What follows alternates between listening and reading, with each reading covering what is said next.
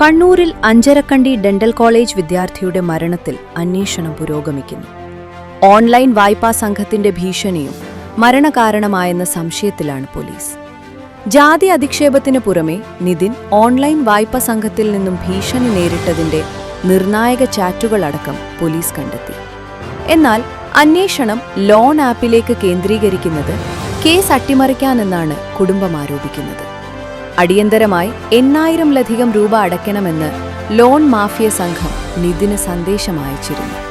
ഇതിന് മറുപടിയായി താൻ പാവമാണെന്നാണ് നിതിൻ അയച്ച ചാറ്റും പോലീസ് ലഭിച്ചു.